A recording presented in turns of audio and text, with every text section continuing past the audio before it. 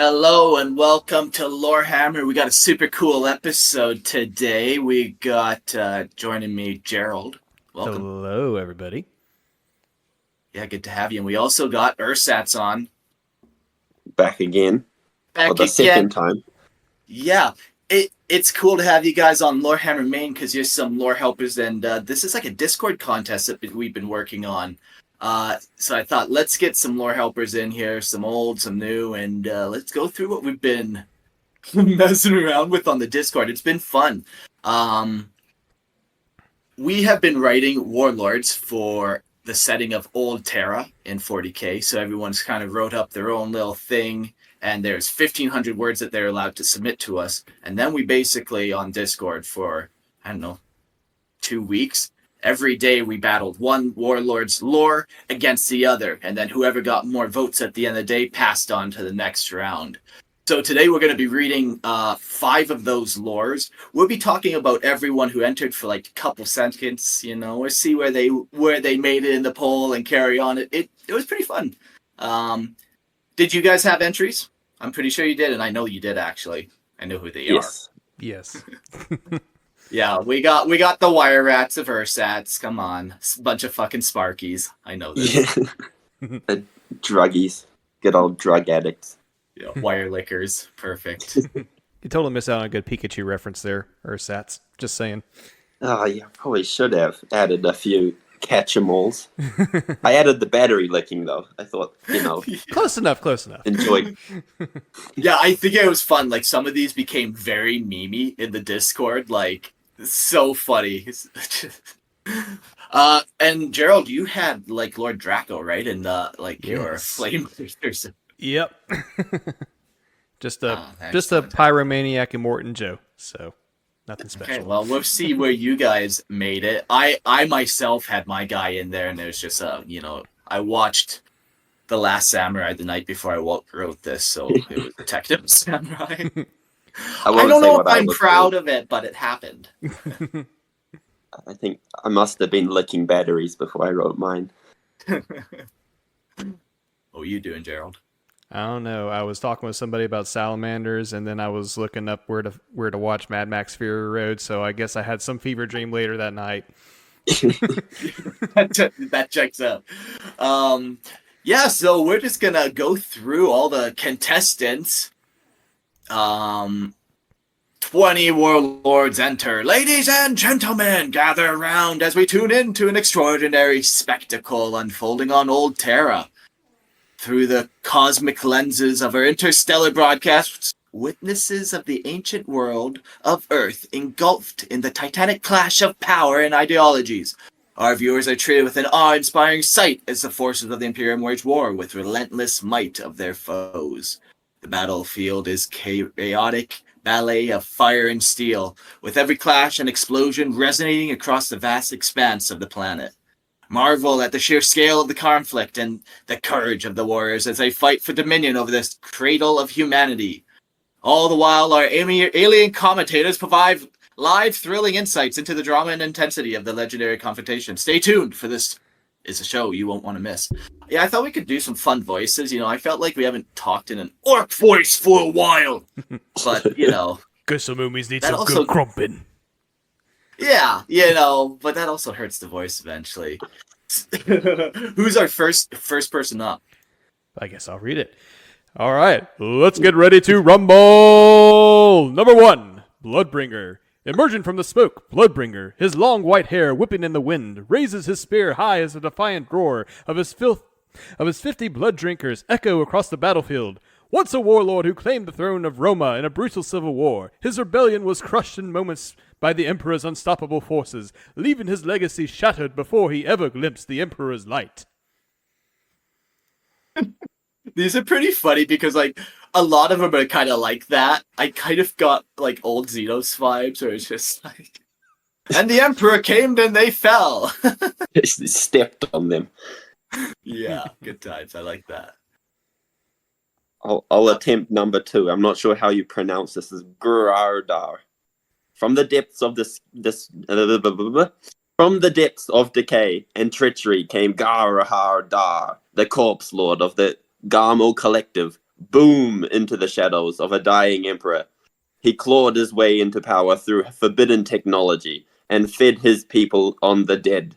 Their rebellion unstoppable until the Emperor's Thunder Warriors brought his twisted reign to its knees. Now in chains, his empire lies in ruin, and his legacy of corpse starch ends with his execution. Reuse, reduce, recycle. Exactly. Yep. He was a humanitarian and a recyclist. It's people. Corpse starch is people. Up next, we have the King Below! From the forgotten caverns beneath the shattered world, the King Below rises, a ruthless conqueror who forged an empire in darkness. Once the wounded warrior, now a towering ruler wielding alchemical weapons and clad in a mask of ancient terror. He unites the mutated underground cities to challenge the surface dominion of the King above. Their final reckoning is at hand! Yeah, Getting mad end of Incredibles vibes out of this, like the little mole guy. Mm-hmm. If anybody saw the artwork, it was basically a plague doctor got swole. yeah. And of course he wasn't wearing a shirt. He was just wearing leather straps, so don't know why. That's just the style of the time, I'm sure. Very fashionable under the earth. And yeah, I guess I should say that if you guys want to read these yourself, they are still available to read in document form. Like, these are 1,500 word documents we kind of summarize. So the best way to do that is just try to find like a Discord link on Facebook, on Instagram, anywhere you can find it, in the episode link below. And then, yeah, you can easily find these documents and stuff. Who do we have up next? Okay. Next up is Lord Lambton. Enter Lord Lambton, the red-handed word reaper, once painted as a noble warrior and diplomat, but known in truth as a butcher of the battlefields. Clad in blood-red armor and wielding a roaring chain-glaive, this monstrous warlord relished in slaughter, ripping foes apart with psychic blasts. Though history hails him as a hero of the Velsen sector, Lambton's true love was never unity. It was the carnage of war. Very nice. Okay.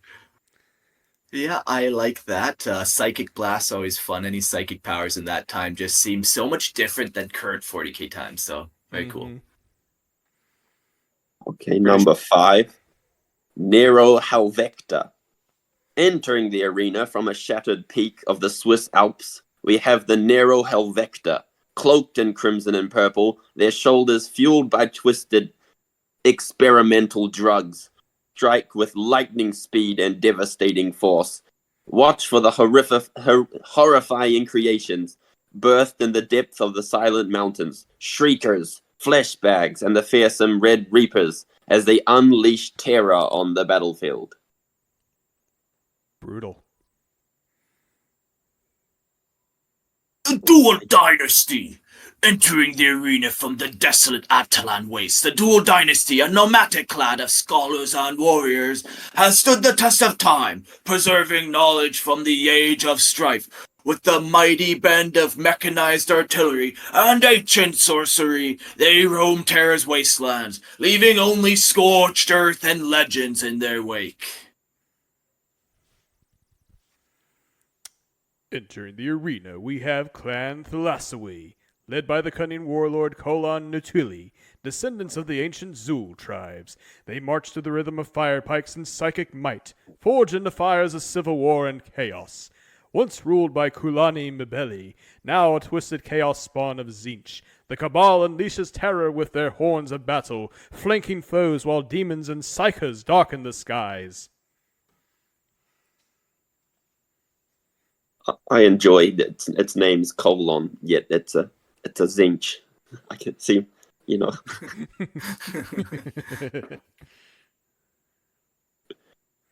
I'll clean out your colon. That's a corn thing, I think. Yeah, exactly. Okay, number 8, Varric M. Entering the fray, Warlord Varric M of the Icy Mountains, a fearsome champion of the 42 true gods. This towering figure, clad in cybernetic might and driven by burning fury, vows to topple the Emperor's statues and carve a path of carnage with waves of blade-wielding followers. His icy domain breeds ruthless warriors and cloaked snipers, while his intellect harnesses the mystic arts of caution.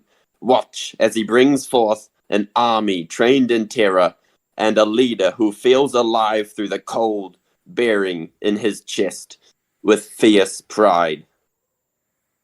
We definitely allowed artwork in this one, springing back to be another great shirtless army of muscly men. Now that Fantastic. The Western State Principality.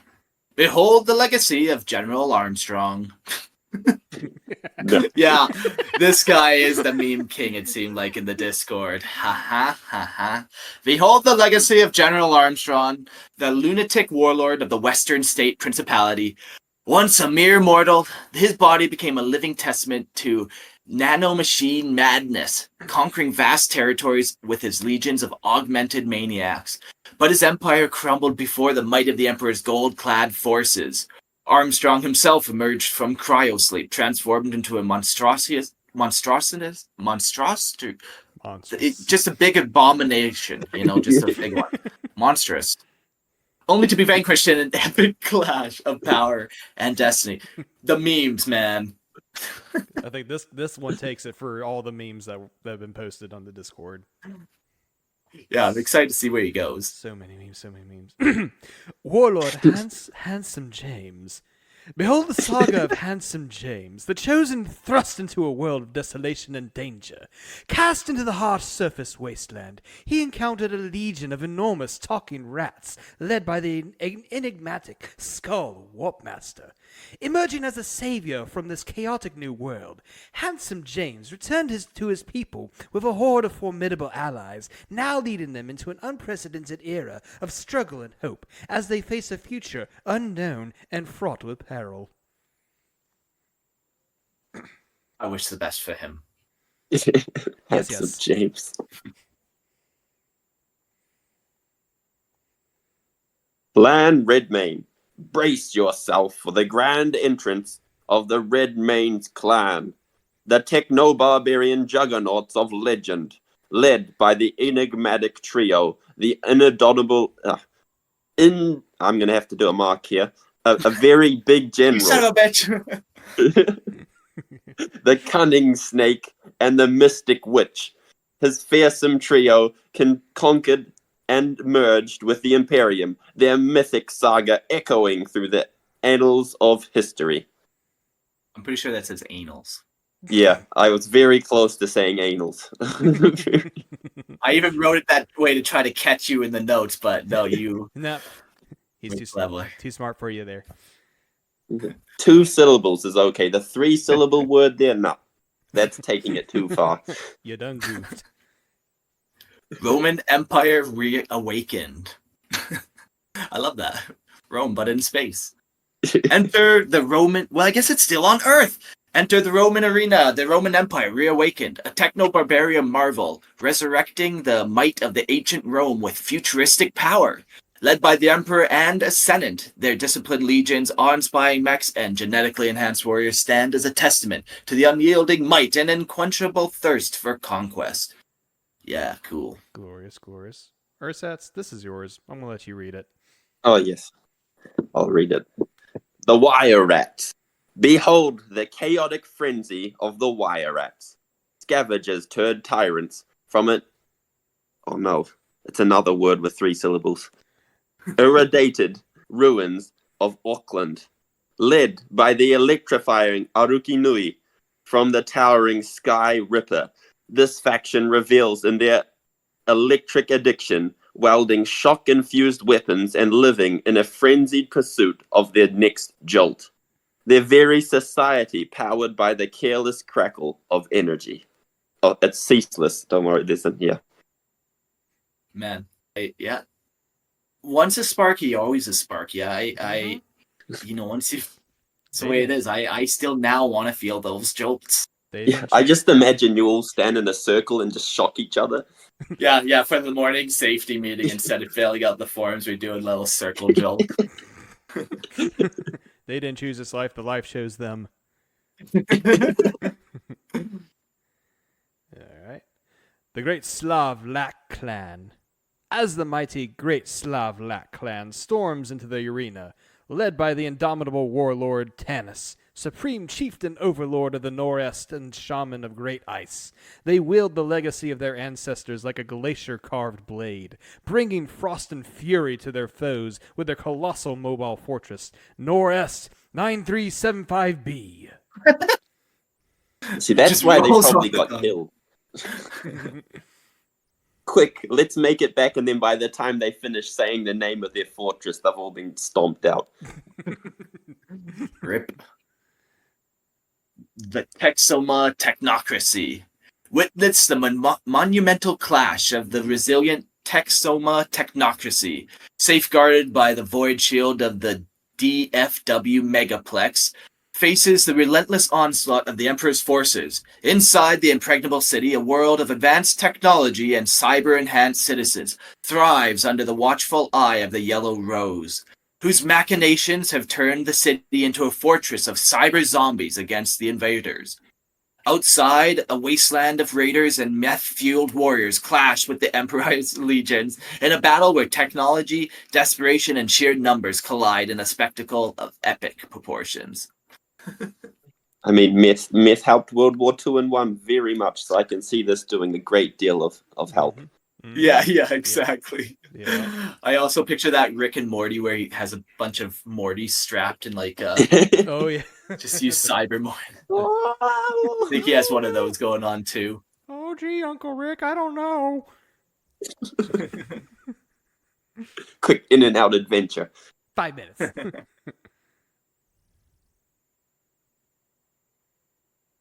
Number 16, Clan Hydrosysis. Prepare yourselves for an enigmatic Hydrosysis clan. The children of the Forgotten Abyss surge into the arena with their ancient, water-obsessed warriors donning formidable diving suits, and their formidable machinery echoing the fury of the ocean. They strike with unparalleled might, whether as merciless raiders, airy pirates, or mysterious merchants. They bring the terror of the deep to the surface, leaving only empty, broken crypts in their wake. All right. I like That's that the very deep cool. is now 100 feet deep is now considered the deeps of Terra. that one little puddle they have. Yeah. Hey, at least there's some water left. Unlike 40k. House Habsburg.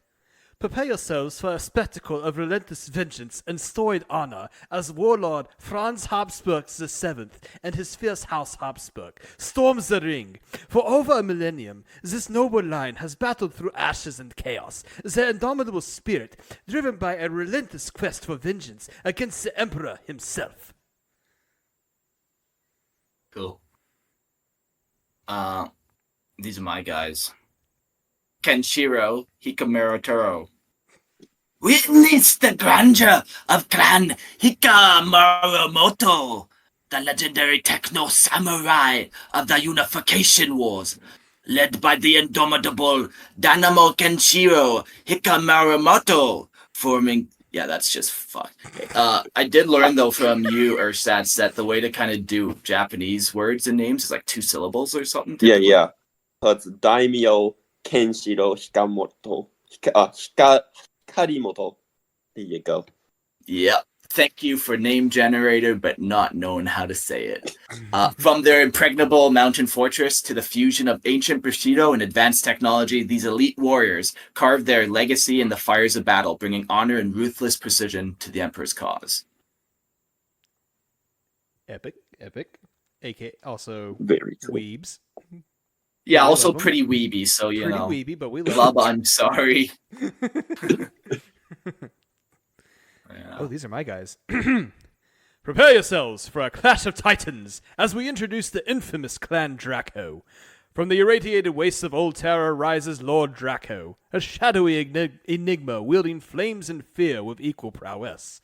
With an iron grip on the smoking mountains, this techno-barbarian warlord's legacy of scorched earth and ruthless retribution against the Emperor's legions promises a spectacle like no other. Yeah. So yeah, cool. Like that was all the entries. There's one more. Oh wait, we forgot There's 20. one more. Oh, sorry. That's my bad. That's No, because don't ever make me look bad. we dislike whoever this is. You suck. Fuck that guy. I think his name is Star Cult of Germany. Oh, I see what he's done there. Very When you nice. say it out loud, you all of a sudden realize, oh, this could get me in trouble. Where were they gonna go here? Oh boy. Behold the imposing might of Star Cult of Germany. Ascending from the ancient tech vaults of old Berlin. Oh no. This, Oh no. this democratic single-party republic has led by the enigmatic chairman, Gumtrick. At least they haven't done the obvious name there. Okay. I'll give Whew. Okay. whose quest for dominance fuels the inferno of conquest. With their formidable Isengard regiments and merciless Iron Watch, the Star Cult stands as a testament to the dark symbiosis of technology and tyranny, commanding respect and fear across the lands. Cool. I like it. I going through all these too, people had like artwork that they drew personally or AI generated, or people already had their models picked out and stuff. They had so many different things, man. I couldn't believe it. I would open up some documents and I'm like, yeah, 1,500 word limit. And then I didn't put a limit on pictures, so then you still get a 50-page document. 17 pages later. And this is what a shoelace looks like. One of these guys went all out and did like diagrams, like diagram 1, diagram 12.B2. Yeah, some of these guys went all out. Very cool. No, I was super happy with how that worked out. So basically what we did is we pitted these guys up. We drew a tournament tree, and for every day we battled them and we took polls. I do have all the polls in front of us, and maybe we'll go through them real quick, who fought who and then kind of who advanced, and then we'll get to reading the final 5, and from there we'll let you know what happens next. But let's carry on. The first round was the Bloodbringers versus the Corpse Lord, and this one was a blowout. It was 8% to 92 for the Corpse Lord, so Fatality. well fought. No blood was brung on that side. Yeah. It was given. Yeah, there was only one vote happening there, and I'm pretty sure it's probably the author of it, so whatever. Up next, we had Lord Lambtron versus the King Below, and the King Below took it, 71%. You could say he We have mined the- it.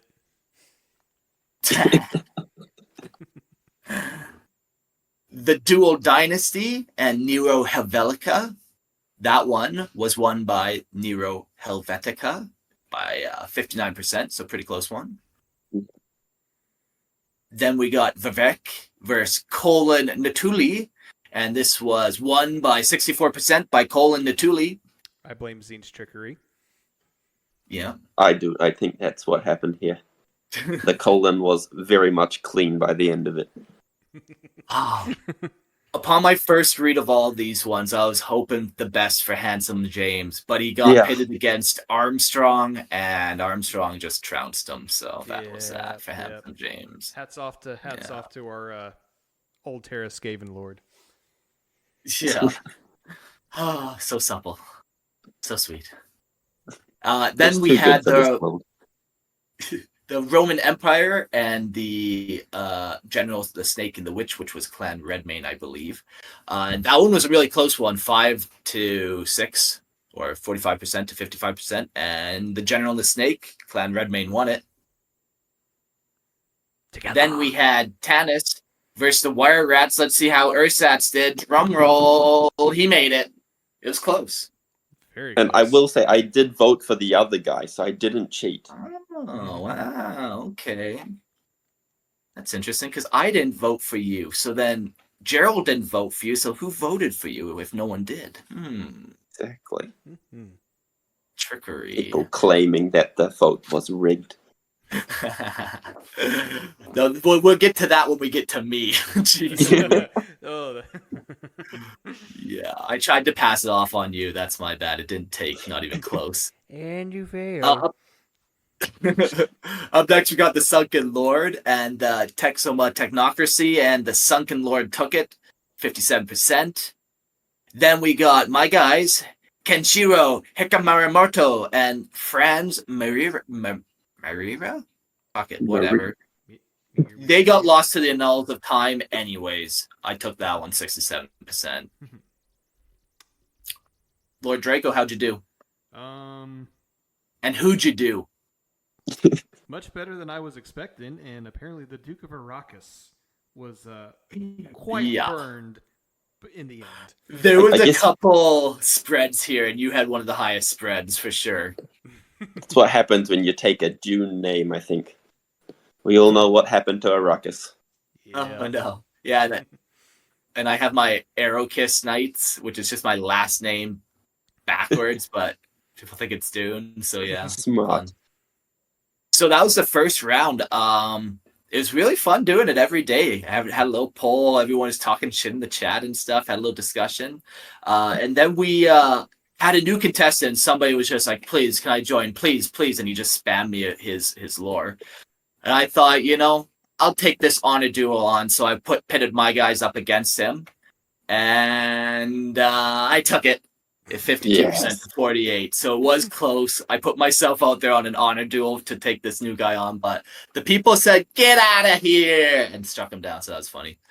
Adios, the King Prophet John. I don't even think I said his name because, like I said, he wasn't even important in the first place. He was just a side quest. Just one of those lost to the annals of history. Yes, sir. One of those little number 2s you see on Wikipedia with the little note right at the bottom. Yeah, you have to click it if that. Yeah.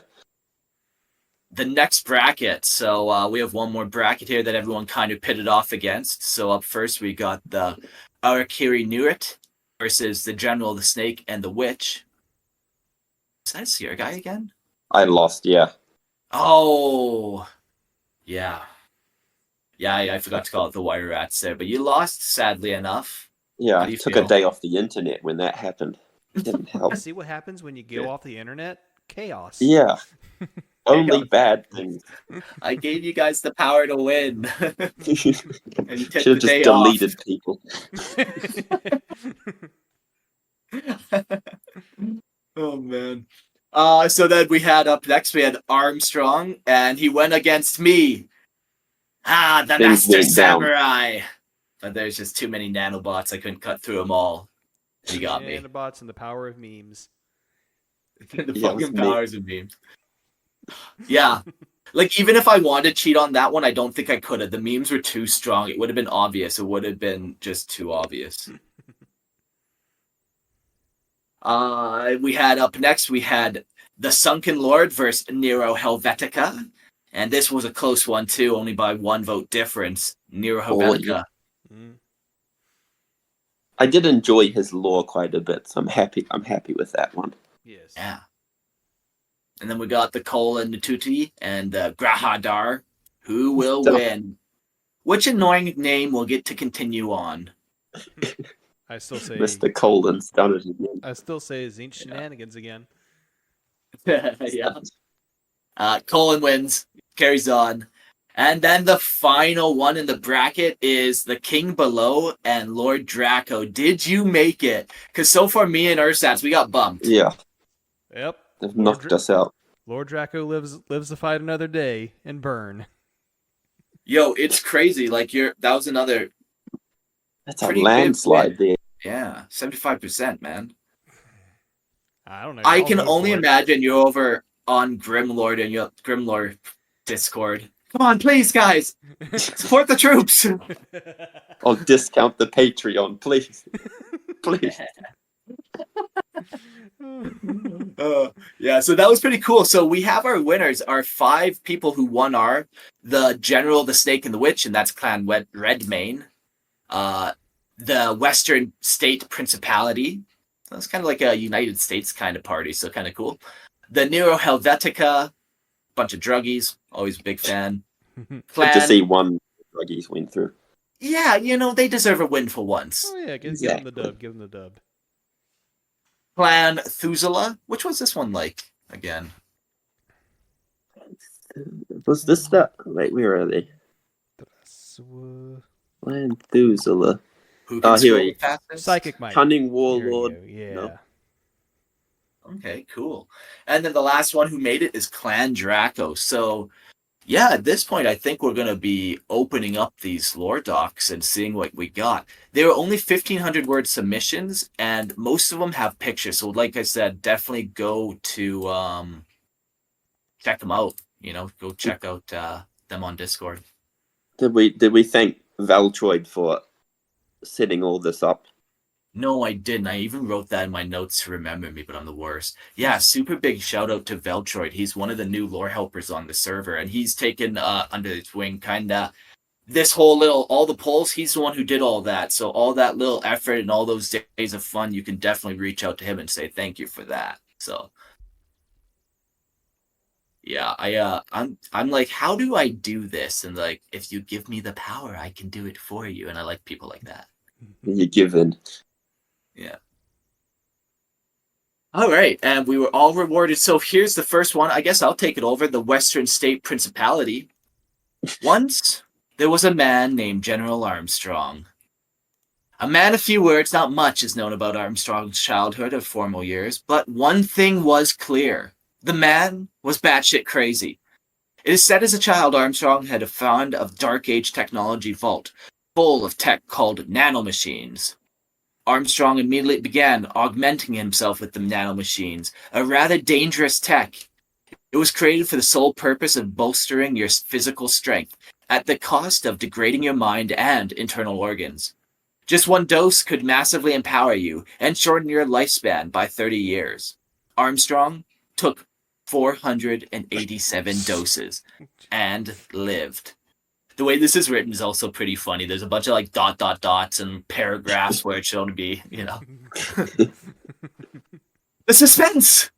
The man was a fucking legend! By the time he was 27, and very quickly he rose to power, gaining a mass following that were also insane.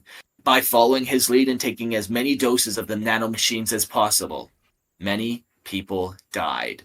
Armstrong had his sights set on conquering land from the Empire, so he took his ragtag group of highly buffed up Arnold Schwarzenegger ripoffs and went to war with the biggest army they could find. One thing to note about Armstrong is that even though he took all the doses of nanomachines, he still had one important thing: his brain. At the Battle of Spirit Valley, an outnumbered Armstrong army outplayed and outgunned an even bigger army of techno-barbarians. The battle was a decisive victory for the Armstrongs, and with this victory, he had conquered the northern tip of the modern-day Idaho. Armstrong, perfect. Yeah, he chose not to spell it in a weird way, like what they did with Gemini. This one's straight Idaho. I don't know anything about Idaho. Potatoes, I think. Potatoes, okay. That's pretty much it. Armstrong would keep it at it, using his army of short-lived nanomachine soldiers. He would conquer large swaths of lands with him. At the head of his army, his favorite tactic would be defeating the enemy warlord in one-on-one combat. Armstrong had a very only the strong survive ideal. With him openly endorsing nanomachines and spreading the word of his power and victories, before long Armstrong had conquered modern-day states of Montana, Idaho, Washington, Oregon, and parts of California and Wyoming. With most of the warlords openly surrendering to the newly labeled Western State Principality, he also reestablished an old government called democracy, but instead of the people voting, they would send out a candidate to fight for Armstrong and brutally murder. So basically a normal presidential election. Okay. We need to add like old eagle sounds and fighter jets and fireworks. Yeah. This is Democracy Manifest. Armstrong would keep reusing nanomachines from decreased soldiers, which he valued more than the lives of his men. Men were his expendable resource. The nanomachines weren't. It was his mindset that kept him strong, he believed, and only the strong survived. And as he won more and more, so did the name grow. Kids wanted to be like him. Women wanted to be with him. Men also did. I mean, they wanted to be him, and Yeah. so funny. This guy just writes a little gay joke in here. and I'll get in trouble for it. Thanks a lot. And as his fame grew, so did the fear of him. Stories of exploits reached far and wide. Some said that he once killed an enemy warlord by giving a mean stare. Poor Kenshiro Hikamaru Morto. That was what happened to my guy, I guarantee. That was what did it. Did not handle it. Fucking what did it. They did like a stare off, and I was no fucking match. We're almost at the end of this, but now it's good to lorically know what happened to my guy. Some say he once carried 35 of his men out of a burning building through a free fire war zone, carried them to safety, laid them down carefully, snapped their necks, and took the nanomachines. Some say he once fought a weird red monster thing with a flaming sword and punched it so hard that the monster's boss was impressed. Wow. Some even say that the same monster's boss kept coming back to Armstrong's dreams to tempt him with power, and all he had to do in return was spill more blood and kill more people and bring him their skulls. Oh, no. But those are just stories and nothing more. Don't worry about it, he says. He writes that down. Do not be afraid. Oh, no. Armstrong was unstoppable. Armstrong was unfeedable. Armstrong was almost fucking dead at the age of 68. Turns out those 487 doses of nanomachines do catch up eventually. So in order to keep their gloriously alive, the best Western state principality used some tech from the dark age of technology called cryosleep to freeze their leader and wake him up whenever they needed him most.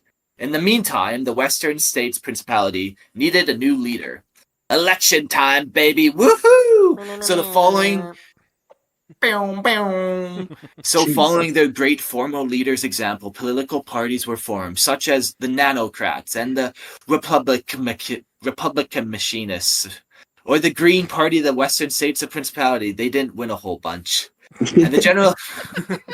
And the general idea was each party would nominate a candidate. Each candidate would be flown out into the woods, and whoever comes out alive wins.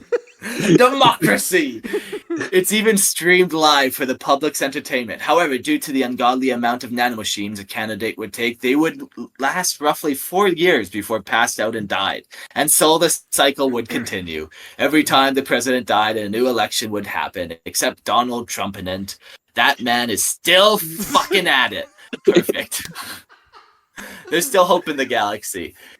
Below, we have compiled quotes from the citizens of the Western States of Principality. The Western Principality is, dare I say, the greatest nation ever. Western Principality citizen, 167 years before the Emperor's arrival. Next guy says, we truly are the strongest in the world. A 13-year-old Principality soldier before the massacre of Lincoln, Nebraska, 87 years before the Emperor's arrival. Just slip that in there for everyone. Oh, God. Oh, man. So you're saying if I read this paper aloud, you won't shoot me? Redacted 53 years before the Emperor's arrival. And the final quote they were able to manage and maintain was, the end times are upon us! The great Emperor has come! Some beggar. 5 years before the Emperor's arrival. The stories of the Emperor had spread to the Western States Principality. The man who will conquer the world with his army of gold. Foolishly, the Principality thought that they would resist this man and defeat him. At the time, the Principality had conquered parts of Mexico, Canada, and reached out and conquered the lands of southern Texas to northern Minnesota, and they were ready with sure defense that would hold any army of his gold. The Emperor and his force arrived and attacked. It was such a clash of silver and gold. The Battle of Gold was won over in 3 hours. The golden soldiers had easily cut through the lines of the Principality soldiers. Their strength outmatched that even the strongest nanomachine users. In the first hour, the lines of the principality had been decimated, and soon city after city fell to the tide of gold. The president at the time knew what he had to do, and with a button he opened Armstrong's capsule. Oh, yes, and that had held him for over 300 years. He was different, though. His eyes were glowing red, his nails were long as a man, and his skin had changed color. The most noticeable difference were wings and a horn. Oh. What color did his skin change to? Purple. Within seconds, joined- Armstrong ripped apart everyone in the room. He kept muttering about how long he had dreamed and that now he was finally free to serve his master. It was at the time the Emperor walked into the room. With the fall of the Western State Principality, the Emperor had one last thing to do before moving on to his plan. The two beings locked eyes. They stood unmoving, focused on each for what seemed like forever. Then, with a roar, Armstrong charged, and the Emperor waved his hand, and Armstrong was no more. Soon after the battle, the command was issued, and all citizens were given up. Whatever nanomachines they had to be destroyed, those too far into the nanomachines were promptly terminated and destroyed. The citizens recognized the strength of the Emperor, and with their new strong leader began to work for him, constructing vast cities and new craft capable of spaceflight. And soon, all throughout Terra, Armstrong became long-forgotten myth. The following excerpts are from the following: History of Our Great Nation, the Western State Principalities, Quotes of Civilians Living Under the Western States Principality, and Chapter 14 of the Emperor's Conquest of Old Terra, the Western Principality, and the Dangers of Technology. Very cool. Oh, what are you boy. guys' thoughts on that? Oh, I boy. worked out if he didn't take the nano machines, he would be 14,610 years old. Perfect. Mm-hmm. Yeah, there we Quick go. math. Yeah. Yeah, I love that lore. That was pretty cool. Maybe my only feedback was it's so hard to know. He could have actually conquered all those territories and stuff. I feel like it just wasn't. It could use a touch of 40kifying, honestly. Like you change a couple spellings of words, maybe, or I don't know how you do it, but I liked it. Maybe I'm just bitter because he beat me. That's what happened. Never mind. Ignore me. You're the winner. Who do we have next? Nero Helvector, I think. Should I read that one? Yeah, if you want. Yeah, go for it.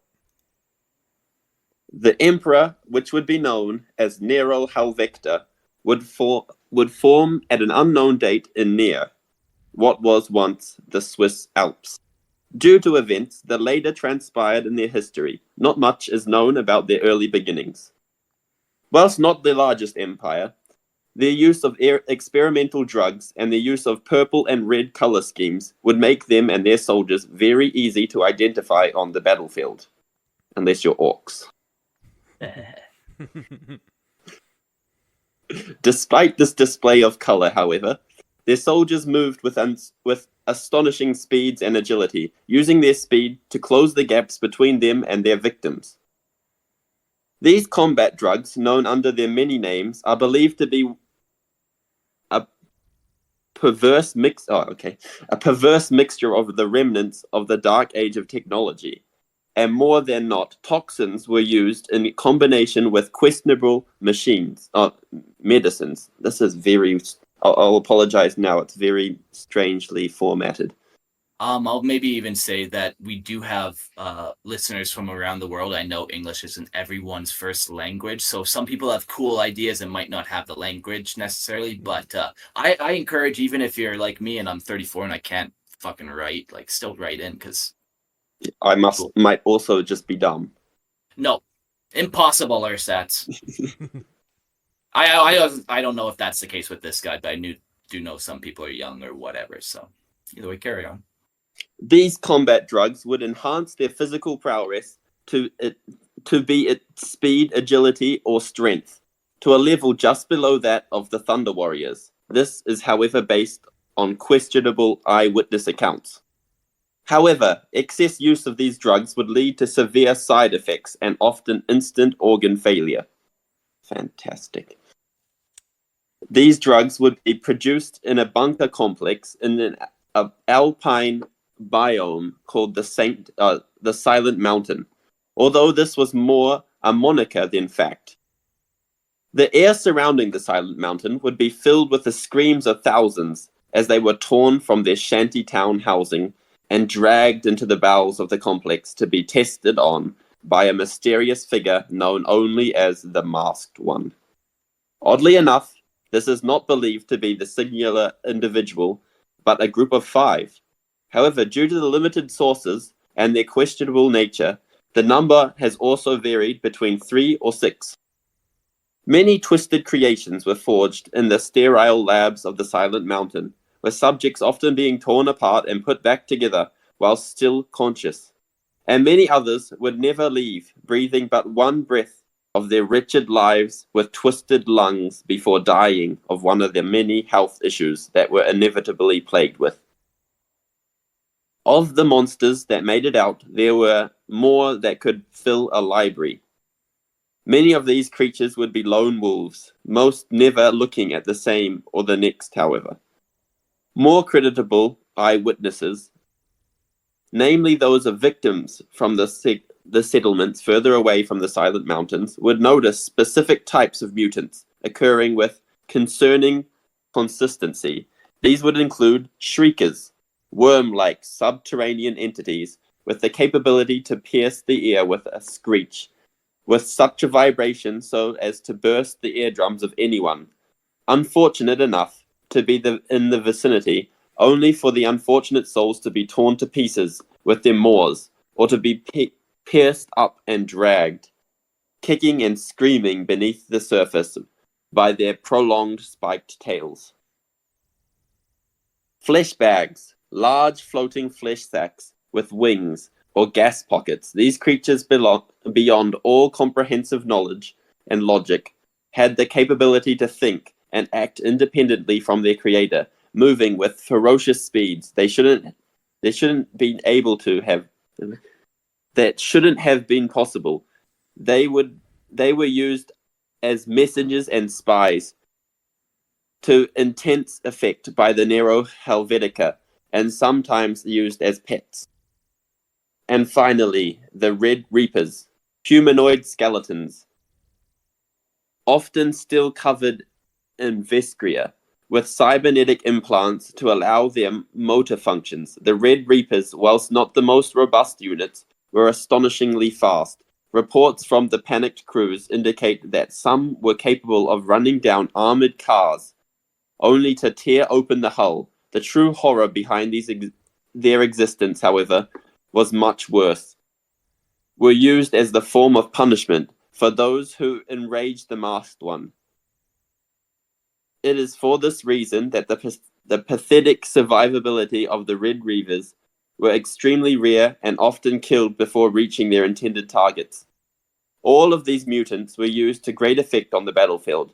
However, they also resulted in high casualties among the soldiers of the Nero Helvetica. Unable to distinguish between friend and foe, they gorged the flesh of the fallen.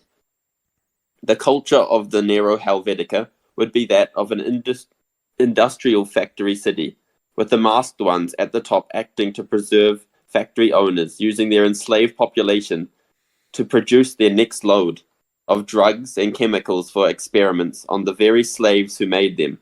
The civilians of Nero Helvetica would often be found hiding in shanty towns in the ruins of the underground tunnels which dotted the nearby area, with power outages being daily events. Often they would cower in the pitch black, in fear of the monsters let loose on them by the masked ones. They wanted to test a new weapon of flesh. Here drugs were used in the form of currency, with Obscura being found decades after. Their collapses in safes with purple markings. Their strategy of combat was that of an hit-and-run style, attacking nearby settlements with terrifying violence and speed, often undercover from long-range repurposed gas launchers, firing hallucinant canisters before breaching the defense of their victims as quickly as possible in the violent melee combat. before grabbing any humans and suppliers and leaving before an effective defense could be mounted. An oddity, however, was that if the battle was not won after 5 hours, all soldiers would inexplicably leave the battlefield and leave any mutants behind. This oddity is perhaps due to the short lifespan of their combat drugs. The Nero Helvetica would never get the chance to face the Emperor, however. Whilst it is unknown when the event occurred, what cannot be denied are the events that took place. Scores argue, as their nature over the cause, an outcome, however, wasn't so lucky. The Silent Mountain would begin to break apart, erupting into a column of fire inside inside was discovered to be the remains of a plasma core, which is later noted by the Mechanicum to have multiple similarities to that of a Warlord Titan core. The few survivors would flee to nearby settlements, and most would unfortunately pass away from excess drug use, leaving many questions unanswered. The remains of the Silent Mountain were sealed off on the orders of the Sigillite, and nothing has been heard since, except for a rumor that a large quantity of molten metal was moved from the mountain into the forges working at the time on Warhound class of Titans. Von Minen. Okay. Yeah. The last part just said made on iPhone, I think, in German. Yeah, Sent from my iPhone. Very cool lore. He included a couple pictures of one of those like digger bugs or whatever in the purple markings. When I first opened this document, he used Tyranid parts to kind of do this, but I really liked the lore, how he kind of was able to incorporate these mutant biomonstrosities, you know? They do look very cool. Yeah. Yeah, I wouldn't want to mess with them for sure. Cool little bit about the Warlords too. Cool clan. Nero Helvetica. Yeah. Very cool. Up next we got Clan Thuzaluzalu, or however you pronounce it. Yeah, Gerald can be the pronouncer of it. The Lassawi. That's how I'm going to say it. We got a narrative here. Here we go. The word echoed in Kulani's throne room. Blood dripped from the techno-barbarian's ruined face. He swayed gently, but remained standing. The room was sparsely furnished, with only the high-backed gilded throne in its center. Guards flanked the door, armed with power spears and combat shields. A robed figure stepped forward from behind Kulani. He said, "Kneel." With a clank of power armor on Rockcrete, the techno-barbarian fell to his knees, his eyes wet with tears of blood. The Psyker returned to his place at Kulani's side. "Is he a witch?" A simple shake of the head answered the warlord's question. He stood, languidly stretching his 7-foot frame. His dark skin shone slightly with sweat. Kulani gestured to the Psyker, and a long spear formed in his hand. Green flame licked across the tip, arcane runes glowing on its shaft. Kulani stepped toward the techno-barbarian. "You should have knelt willingly." He thrust the spear forward through the man's chest. "We have enough witches now. Prepare the ritual." Kulani strode out of the chamber, pulling the bloody spear through the corpse's back. The Psyker stood in the center of the basin, surrounded by profane runes. His eyes glowed green, with eldritch power, as he chanted prayers to the dark gods. 999 other Psykers stood on the slopes of the basin. Their feet were chained, psychic powers suppressed. Behind each stood with a guard with a fire pike. Kulani and his entourage crested the lip of the basin and marched down into the circle of runes. The Psyker paused his chant. "The ritual is ready, Lord." "Use your real voice, witch. You know how I hate your unnecessary magics." "Apologies, my lord. Please take your place. Demonhood awaits." As Kulani stepped into the circle's center, the Psyker gestured to the guards. Each drew a bone knife. As one, they slit the chained Psykers' throats. Rivulets of blood flowed into the channels around the basin. The grooves led into the rune circle, blood swirling into the shape of an eye bracketed by flame. The Psyker resumed his prayers, and the blood glowed into a rainbow of colors. It all pooled into a central hole below Kulani's feet. As the chant ended, the incandescent liquid flowed up to cover the warlord's bulk. With a crackling of ligaments, Kulani's form changed. He hunched over, a scream of pain forcing itself out of his mouth. Limbs extended from his torso. 5 grew downward into clawed legs. 9 more forming vestigial wings. Blue feathers burst from his lengthening back. The scream of pain became a squawk as his face lengthened into an avian beak filled with 9 rows of teeth. Additional eyes opened along the remains of a face. The 9-foot-long thing reared back into its hind 3 legs and roared. Behind the new chaos spawn, the Tzeentchian symbol tattooed on Kosan's face glowed. Clan name, Thalassoi. Warlord, Natuli. History. Clan Thalassoi began as a collective of smaller clans, which all descended from ancient Zul tribes of Sa-Afrik. The various clan leaders were unwilling to share power, however, and civil war soon broke out. After several years of infighting, Thabani Mibeli took power and the title of Warlord. The newly united clan Thalassoi quickly spread across Sa-Afrik, taking several other clans as vassals. At the beginning of the unification wars, Kulani Mibeli, great-grandson of Thabani, was warlord. His advisor, a psyker called Natuli, convinced him to attempt ascension to demonhood. To that end, Kulani hunted down psykers to either enslave or use for the ascension ritual. Kolan sacrificed 999 of the psykers to Tzeentch, turning Kulani into a chaos spawn rather than a demon prince.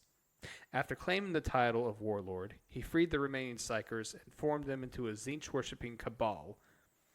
Tactics and war gear. The majority of Clan Thalassoi's army is equipped with basic flak armor and fire pikes. These close-range weapons are used in ancient Zul horn formations. The army is split into 3 parts, the main force charging the enemy, and 2 horns flanking in a pincer maneuver. The warlord's personal bodyguard of 1,000 soldiers use power spears with combat shields and wear primitive power armor. Their shields also shaped to look like Zui Ihawu shields. I apologize in advance. This in large battles, they act as a central element of a horn formation, with additional soldiers acting as reserves.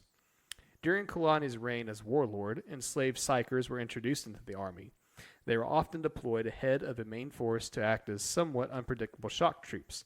After Kolan took power, Cabal members marched behind the main force, supporting them with psychic powers. Tzeentchian daemons were also occasionally summoned for use as a terror force, often led by the Chaos Spawn that used to be Kulani. The Unification Wars. Due to its location in the far south, Clan Thalassoi cared little about the Emperor's conquest of what was Eurasia. After Kolan's takeover, the clan marched north en masse to confront the Emperor's armies. This sudden shift was caused by the increasingly widespread worship of Tzeentch in the clan. Like most Chaos worshippers, Kolan viewed the Emperor as the anathema. Clan Thalassoi came as far as the Abyssna before being wiped out by the Thunder Warriors. Very cool. Yeah, definitely changed all the way on that one. Mhm. I was curious how many people would kind of include some type of warp element. Cool. I think he was the only of the entries that actually had like a main Chaos God focus. Mm-hmm. You could maybe yeah. argue Korn for the Armstrong one. Maybe. Maybe. But he was born insane. Exactly. Yeah. Very cool lore. Thank you so much for sharing that. Yeah. We'll jump to the next one. I'll read this one. Clan Redmanes. Okay. Here we go. Clan Redmanes. The Redmanes clan was a group of techno-barbarians controlled by 3 figures whose names were lost to time. Their titles, however, live on. They are known as the General, the Snake, and the Witch. They became infamous for their overwhelming power and their willingness to use any means to make themselves more powerful. They seemed like an unstoppable force until they were absorbed into the Imperium. Origins. They were 3 siblings with brilliant red hair, 2 boys and a girl. Their parents came from 2 warring clans, Aiti and Fae. They sought peace through marriage alliance, uniting their daughter of one leader, from Ite, with the son of the other, from Fae. This union birthed 3 children who would inherit both clans and would go on to conquer other clans and hive cities. They grew up together, learning their ways of war from their parents, the witch spending much of her time at Ite, where there were more psychers, the snake spending much of his time at Fae, where there were more politics and battle training, and the general would spend time between both camps, making him multi-talented when it came to the strength and his physical might, or psychic might. The general became a strong frontline warrior, riding a chimeric animal that looked like a hybrid of horse and hyena. He also had an uncanny mastery of his psychic potential, said to be able to stop the stars in the sky. His younger brother, the snake, was never as strong, but always sought to be the ruler. He owed a giant snake akin to the extinct anaconda and was a good warrior, but an even better politician. Their sister, the witch, was a master sorceress who could freeze men in their tracks with her beauty and psychic might. She could call winter storms and were rumored to foresee the future. Their most challenging conquest was the hive city of Laol. The battle lasted several days, but the witch eventually froze a wall that had cracked during the separate raid by another clan. The general used all his psychic might to launch a boulder at the frozen wall, destroying it. This effort incapacitated the general, leaving the siege to the snake, who swiftly rode into the city and killed the leader. While incapacitated, the general had visions of battling a giant warrior. We'll get there. While incapacitated, the general had visions of battling a giant warrior clad in golden armor. Despite his efforts, he was already defeated, and his admiration for the figure grew. Upon awakening, he decided to seek out this warrior. The witch revealed that she had also seen visions of this warrior, and had avoided conflict with him, knowing that opposing the Golden Warrior would lead to their deaths. The snake agreed that fighting the Golden Warrior would lead to a disastrous end for the sibling if their visions were accurate. Little did the siblings know that the Golden Warrior was already marching towards them. A messenger from the Golden Warrior arrived at Laol, demanding their cooperation and warning of their annihilation. The general requested to meet with the man who sent the message, and the request was granted. A week later, the Golden Warrior appeared outside the gates with other giant warriors. The siblings exited the city to greet the Golden Warrior. The general, his steed, and the witch immediately fell to one knee, welcoming the new ruler. The snake, with his large pet snake on his shoulder, hesitated, but eventually bent the knee as well. The agreement was struck, and they became part of the Imperium. As soon as the Golden Warrior turned his back, the snake sprang to his feet and lunged forward, dagger in hand. But before he closed the distance, one of the towering warriors swung a massive hammer, delivering a fatal blow to the snake's head. In his final breath, it was said he whispered one word: family.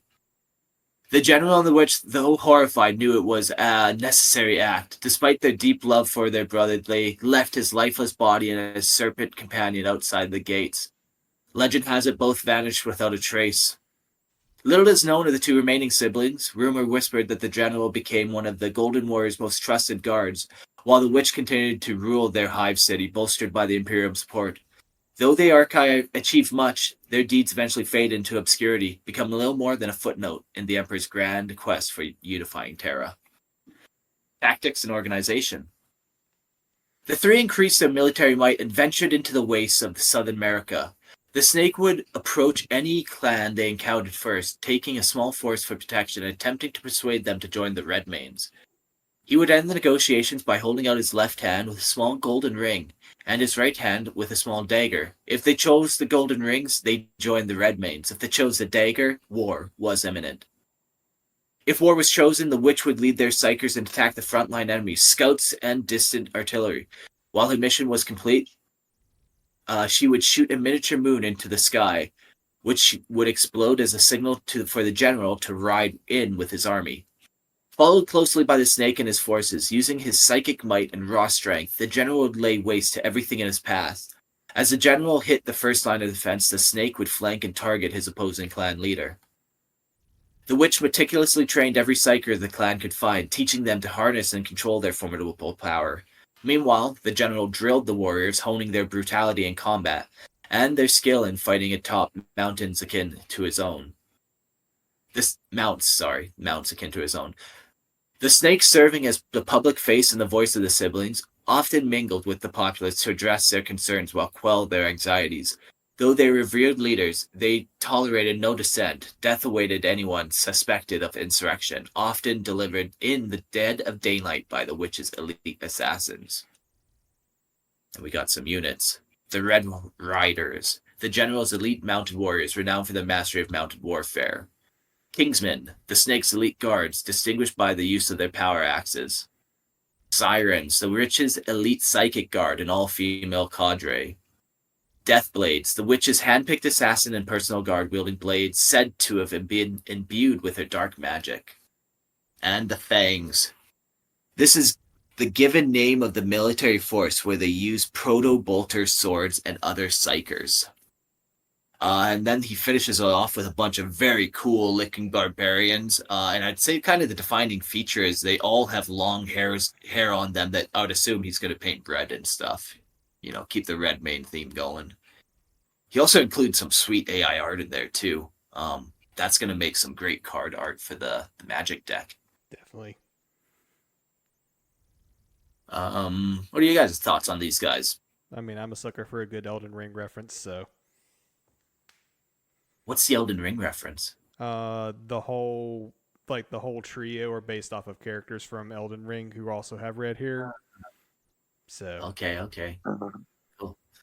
Yeah, I do like when characters are clearly archetypes. Like, we knew the snake what he was going to do, but you also need the snake sometimes in stories, you know? Mm-hmm. I'm just impressed he can have it on his shoulders if it's the size of an anaconda.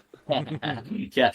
Big old, 200-pound snake. He's just always... Yeah. Well, no, but they're these techno-barbarian dudes. We'll allow it. He need to be quite tall, I guess. Probably massive as well. Mm-hmm. His AI I'm just artwork, waiting those for what biceps happens when they bulging. get into Western America. When they run into Armstrong. Yeah. Exactly. Yeah, man. And then the last one we have is Clan Draco. So I thought, Gerald, you could read yours if you wanted to. If I must. If you insist. If you insist. Okay. Warlord Clan Draco. Clan Draco was one of many techno-barbarian groups scouring old Terra during the Age of Strife. Led by the mysterious Lord Draco, this clan grew infamous for their frequent use of heat-based weaponry and their leaders' seeming immortality. Like many other clans, they eventually faced defeat and subsequent fracturing at the hands of the Emperor and his Thunder Warriors, unifying Terra under the banner of the Imperium. History. Clan Draco started from humble origins in the irradiated wastes of Eastern America, bordering Atlan. Outcasts and exiles from the hive cities of the continent banded together for survival against the unforgiving environs. Fueled by resentment toward the hive cities responsible for their exile, the budding clan attempted multiple raids to destabilize the region and enact retribution, but hopes for either goal proved fruitless due to poor cohesion.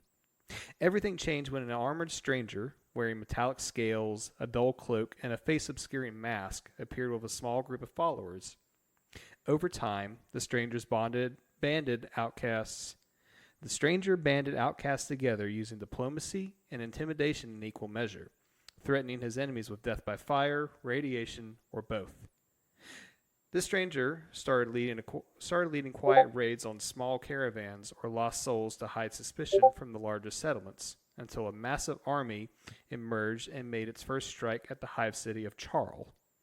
At the helm was the stranger, now named Lord Draco.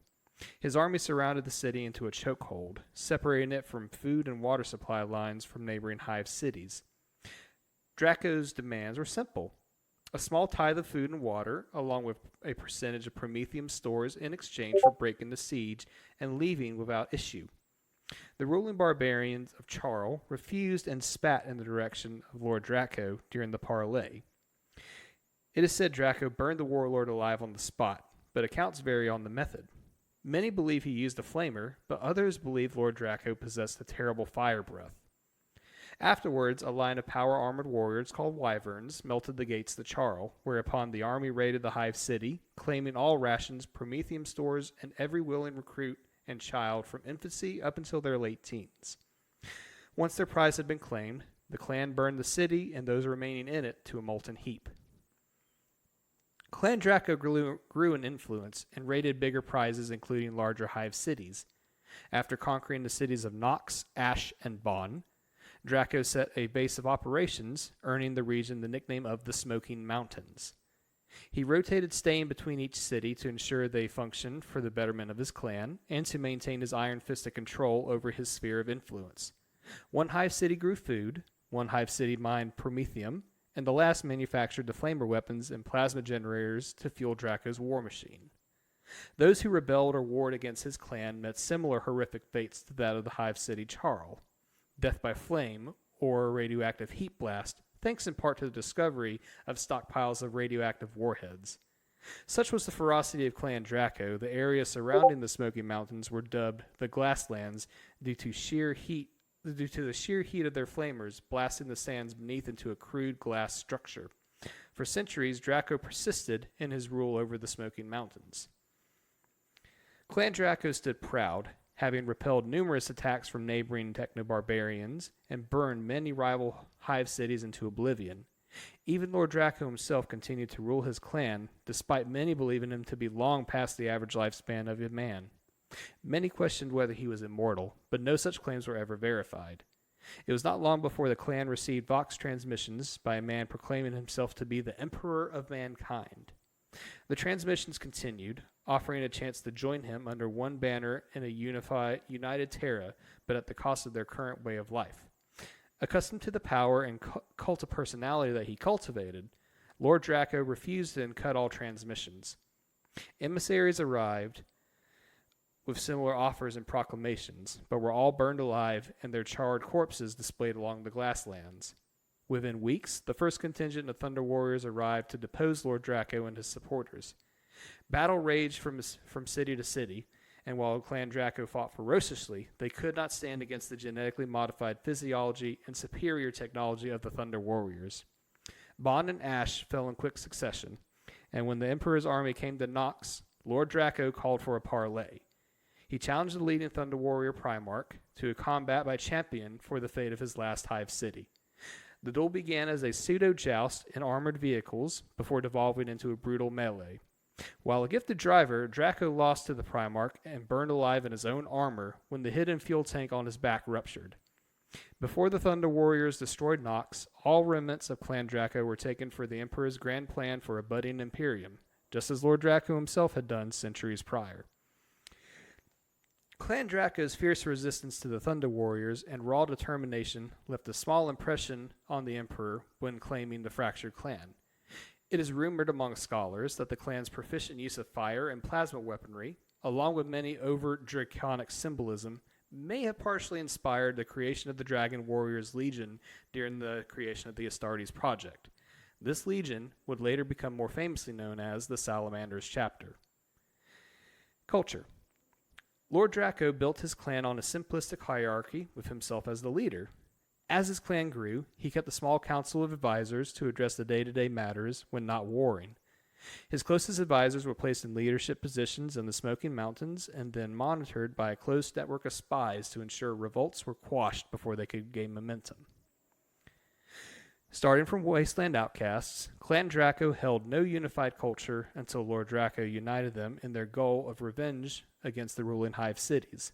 When not warring or manufacturing their signature weapons, workers performed glassmaking and shaped their waste metal into various sculptures. The large stockpiles of promethium kept by the clan were also used for displays of fireworks, fire dances, and pyrotechnic spectacles during feasting and celebrations. Many members, especially those in the higher echelons of the clan, augmented themselves to take on more draconic forms, be it biological changes such as leathery skin, horns, and filed teeth, or cybernetic changes such as claws, talons, or wings. The clan's colors were often shades of orange, yellow, and red to mimic Draco's obsession with fire. Inspired by Lord Draco's conquest of Charl, The main fighting force of the clan held a preference for using early flamers and plasma weaponry to serve a dual purpose as heavy firepower against infantry and vehicles, but also a means of intimidation tactics against enemies. When ranged weapons were not an option, or if a combat environment was too dangerous for the use of heat-based weaponry, fighters were fond of wielding repurposed chain swords or chain axes in vicious melee. Other soldiers used a thick shield forged from metal scraps, otherwise deemed unusable. Clan Draco had some structure with 4 main unit types: Worms, Drakes, Wyverns, and Dragon Knights. Worms: basic infantry, wearing gas masks, orange rags, and wielding basic firearms/melee weapons. Drakes: more advanced than the Worms, Drakes wear armor covering their torso and head, and wielded flamers and more sophisticated melee weaponry. Wyverns: heavy shock troops. These warriors wore armor from head to toe and were covered in draconic imagery. Their higher status granted them the use of more advanced flamers, even plasma weaponry. Dragon Knights: the generals of Draco's forces. These leaders wore the most ostentatious armor and carried the best weaponry the Smoking Mountains could produce. Warlord: Lord Draco's origins remain a mystery. No one has ever seen his true face, for he hides it under a mask in the shape of a dragon's beak and glowing yellow eyes. He is always seen wearing powered armor made of scales and a fiery cloak covering a hidden fuel tank on his back. This fuel tank feeds small amounts of promethium into his mask and gauntlets, which unhinges at the jaw with certain movements and activates 2 minor flamers from the mouth. Lord Draco used this fire breath as a larger-than-life personality to keep an intimidating appearance. While initially speculated to be immortal due to his centuries-long rule, it is now believed Draco was an inherited title. Evidence supporting his claim includes his frequent use of conscripting children in his conquests. He took in a child of his choosing and raised them in his way, so when he perished, the grown child would take his place as Lord Draco, leaving the rest of his clan none the wiser. Plot twist the whole time through. You had some cool minis there too that you picked. Some of them might be a little too Space Marine, maybe, but if you did some converting, you'd get away with it. Yeah. I like that dual wielding chainsaw guy at the top. Super cool. Yeah, that guy's perfect. Who's he supposed to represent? Yeah, I think he's supposed to be the worm. Yeah, the worm. The next one down would be the Drakes. Yeah. And then the next couple would be like the Wyverns and then the Dragon Knights, which, like Mark said, are very Space Marine coded. Yeah, very Alpha Legion, but yeah. And then the last AI art picture was the Warlord. Yeah, he's very cool too. Very cool. So that was kind of everyone's lore. So as we've been saying, like, done some AI art here. The goal is we're making a Magic the Gathering reskin from the Armies of the Imperium deck. So we've been including different card types. We're making 100 different cards, and everyone who wrote lore actually is getting a creature card. So now that we know who all kind of entered, we can start allocating some of those cards off. We've got a bunch of other cards in the process, but what we have left to do with this massive undertaking is we still have 5 contestants that need to compete now to see who becomes the commander of the deck. And the way we're determining that is to go on to Discord, and you will basically have 1 week to vote. When the episode comes out, it's September 11th, so you basically have till September 18th, to kind of get in there and vote. And the winner of this will then become the commander of this Magic the Gathering deck reskin that we're making. So that's pretty cool. I'm pretty excited to see how that all kind of comes out. I guess shout out to Gothic Garnish as well on Instagram, because he's been doing all the artwork for this, and like it's super cool, man. Some of the Emperor, or the one Emperor card he did, I've seen it. It's spicy. It's very nice. Oh, he does some good stuff. I've seen his Instagram. Yeah, we can call it some AI artwork, but it's more than that, man. It's different, yeah. It's definitely. Like if you compare whatever we cooked up to what he did, it's completely different. Oh yeah, different beast. Yeah. So yeah, very happy with him. Go check out Gothic Garnish on Instagram and throw him a like or whatever, and just give him some encouragement and whatever. So that's where we're at. If you want to join and figure out who is going to become the commander, go to Discord. We will make a poll under the channel Old Terra, probably. And yeah, you'll be able to find that and vote. So that's where we go from here. Do we think Gerald's going to somehow win this whole thing? Are we placing bets? I'm going to abstain from We could voting. place it. We could rig that pretty easy. I will abstain from voting Make just up so you nice. can't say it'd be rigged. Yeah. Cool. Super fun. Thank you for all the contestants as well who submitted something. And once again, thank you to Veltroid who kind of run all this polling and will probably run the next little poll here that we're doing. So that's this episode of Lorehammer. Next week, we're back with a main episode. I think it's going to be... Oh, it's going to be sweet. We're talking a Necron Awakening. So next Friday night at 8:30. Basically, come check us out every Friday night at 8:30. We're talking. It's a good live stream. You can join in. Mm-hmm. Yeah, we're doing it on the 13th. So, if this episode's out on the 11th, you got a couple days. Come join us in the live stream. So, and we're talking Necron Awakening and just how a Tomb World wakes up and all the different patterns. It's going to be very fun. Oh, I got to be there for that episode. Thank you guys. Yeah. Thanks, No you guys, worries. for joining. Always fun. Always a good time. And we'll see you on the next episode. Adios. Have a good night. Bye.